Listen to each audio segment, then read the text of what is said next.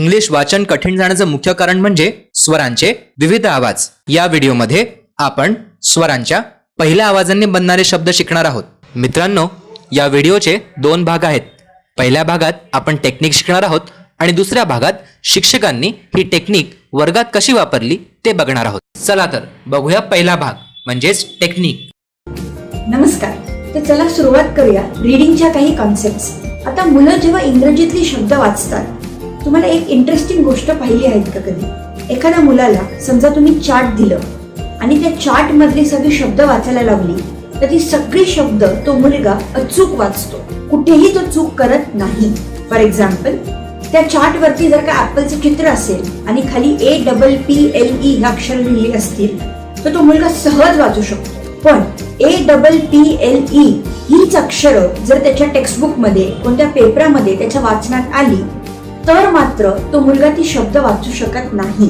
त्याचा अर्थच काय की जो शब्द त्याला चार्ट वरती वाचता येत होता, तो स्वतंत्र जर का बाहेर आला तर मात्र त्याला ते वाचता येत नाही। म्हणजेच काय, तर त्याला शब्द अजून वाचता आलेली नाहीये, तो मेमरी बेस्ड लर्निंग करत आहे। आणि ह्याचमुळे जेव्हा कधी मुलाला नवीन शब्द आढळतात, तिथे तो वाचण्यात अडकतो।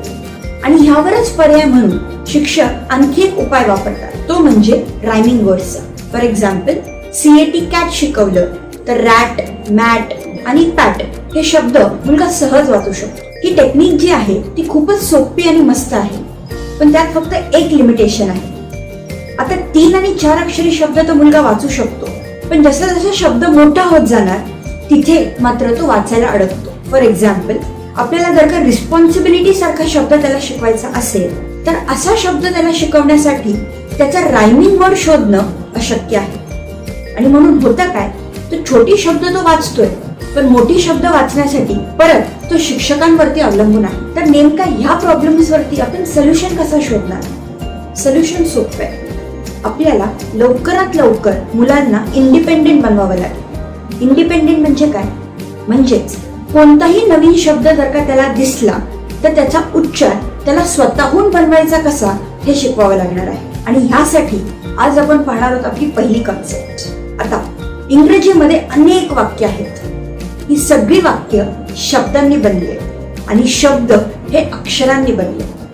म्हणजे काय, अक्षरांचा उच्चार जर का त्याला करता आला, तर मोठं वाक्य सहज तो वाचू शकणार आहे। आणि म्हणून अक्षरांचा आवाज त्याला शिकवणं खूप गरजेचं आहे। पण अक्षरांचा आवाज देखील काही सोपा नाही, त्याच्यामध्ये पण खूप गमती जमती आहेत की अक्षर पण 2 प्रकारची आहेत, व्यंजन आणि स्वर।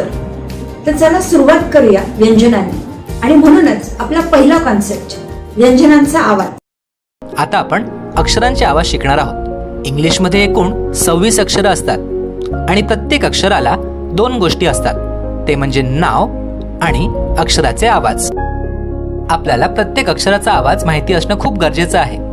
आणि अक्षरांचे आवाज पाठ होण्यास सोपे जाण्यासाठी आपण या 26 अक्षरांना 3 भागात मोडले आहे, व्यंजन भाग 1, व्यंजन भाग 2 आणि स्वर।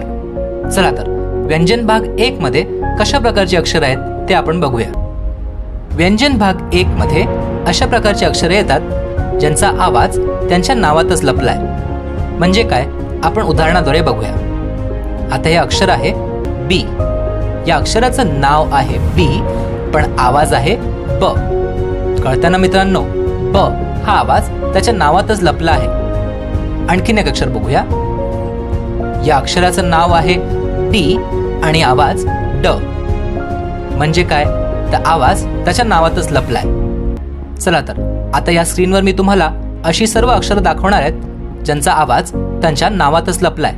स्क्रीन पॉज करून प्रत्येक अक्षराचा आवाज आपण पाठ करायचा आहे।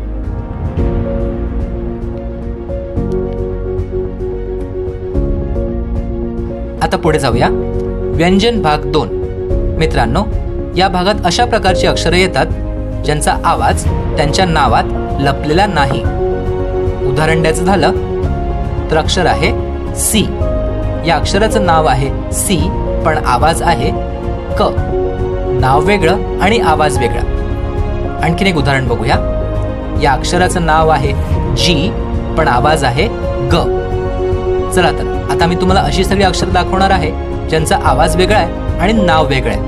या अक्षरांचा आवाज आपल्याला व्यवस्थित पाठ करायचा आहे. तर स्क्रीन पॉज करून आपण या सर्व अक्षरांचा आवाज पाठ करूया. मित्रांनो, या शिक्षकांनी वापरलेली पद्धत आपण या व्हिडिओमध्ये शिकलेल्या टेक्निकसाठी सुद्धा वापरू शकतो.